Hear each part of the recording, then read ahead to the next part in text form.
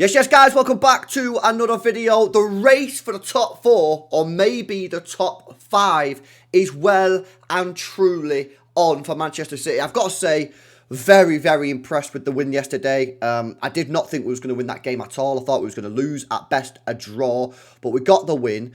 And I spoke about it a little bit in the player ratings yesterday and on the panel show, but this can now be a real platform for us to get going, man. And I know people are going to be like, chill out, it's only one game, we've done this before, but yeah, I'm not saying we've turned a corner, but the club have to use this now, lads, yeah, as a turning point. If you look at these fixtures coming up, right, this Bruges game here, yeah, this is absolutely massive. Right, because I know some people don't want to, are not that bothered about the Champions League. They'd rather us go out of the Champions League so we can focus on the league. I understand that. I completely disagree with the opinion. I'm very much of, we fight to the end, we keep going, and if we bow out if we bow out against Bruges, if we bow out against the playoffs, if we bow out in the round of 16, I don't care. I just want us to keep going, right? But hopefully things can start, taking a turn for the better here, guys, because, hopefully we've got some players coming back. John Stones is now fit. Now, how long he'll be fit for is another question.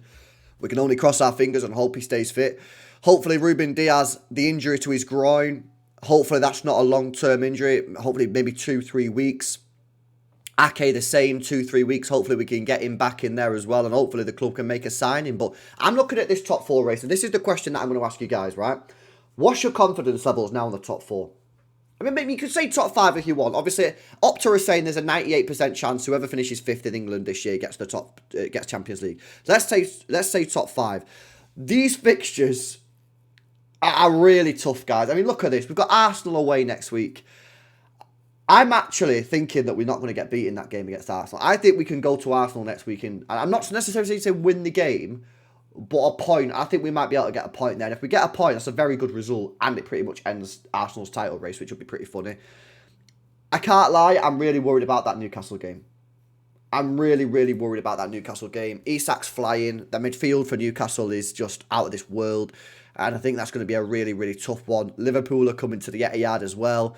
After that, that's going to be another tough game. We then got to go to Spurs, one of the places that we struggle. Although we did win there twice last year, so maybe that curse is over. Forest, hopefully we can start to improve. And then some of our fixtures start to get a little bit easier. Still a couple of tough ones in there, of course. But I'd say these next 4 games for us: Arsenal, Newcastle, Liverpool and Spurs. How many points do you think we need? Now, obviously, we're going to be saying we need to win every single game, right? But obviously, that's a little bit unlikely given the fact that we've only won 5 games against the top 6 in the last 18 months. I'm looking at that and thinking, do you reckon we can get 5 points out of the next 4? A win and 2 draws and a loss. Like, you're allowed to lose one of them games. But I think 5 points out of the next 4. I know it's not great, but I've got to adjust my expectations. This is not a great team, So I think for me, if we can get 5 points out of these next 4 games, I think that'll put us in a decent position for the last 9 games of the season to hit it hard and really make a push for the top 4. I'm saying 5 points. If we can win against Arsenal this weekend, that'd be massive. I think it's going to be a tough game. Obviously, they kind of need to win, really, because it's going to be interesting, that Arsenal game, if you think about it, because the last few times we've played them, they've not really tried to win the match, have they? They sort of just sat back and tried to counter us, and they've been pretty poor. But they kind of need to win this match, because they're in a title race. If they don't win, they're going to fall further behind Liverpool. So it'll be interesting to see how Arteta sets his side up in that game. But yeah, I think 5 points in the next 4 games. It's not great. Obviously, it's really poor, really, but I think for me, in terms of a top 4, top 5 race, I think that'll keep us in touching distance with whoever's in that top 4, top 5. And will allow us in those last 9, 10 games to just hit it hard. And if we do a little bit of a run, because again, if you look at these fixtures towards the end of the season, we should be winning the majority of these. We got Fulham away last game of the season. Bournemouth are obviously flying. Southampton, Wolves. We've got Everton in there. Palace at home. Leicester at home. Even United away. Like, we should be winning these games. So if we can just keep in touch in these next 4 games, what we can't afford to do here, we can't afford to lose like 3 of them.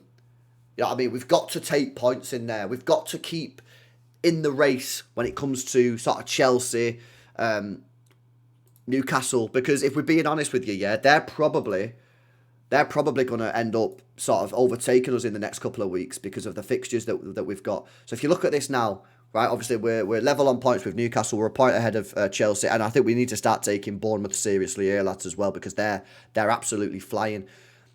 I think we need to be within 3 or 4 points of fifth by the time we come out of the game against Spurs. I think if we're anything further behind that, then I think we're going to struggle, just because we're running out of games. But this is a real test now. This is a real test, and excuses ain't going to cut it now. You know, excuses are not going to cut it.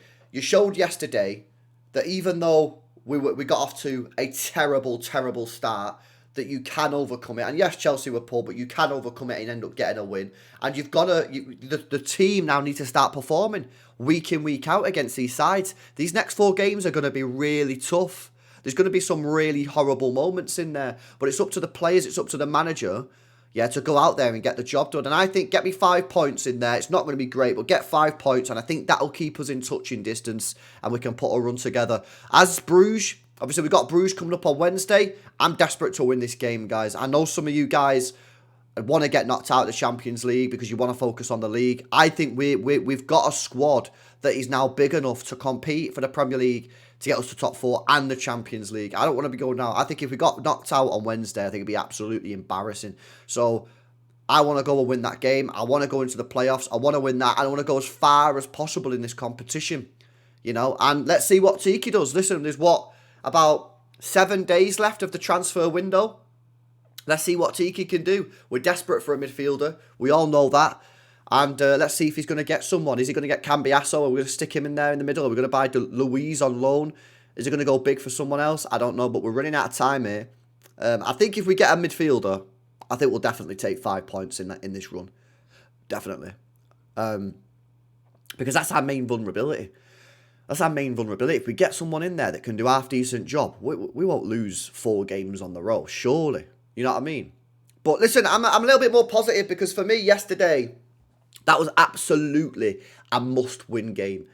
And, when we went 1-0 down in the first couple of minutes, Abdelkader Huzanov starting to struggle and thinking, God, this is going to be really, really bad. Then Cole Palmer goes through on goal, should have been 2-0, and you're thinking, this is not good. But we fought our way back in. I think the midfield was a little bit better. You know, they didn't let Chelsea have too much space in that middle. I thought that they handled it quite well.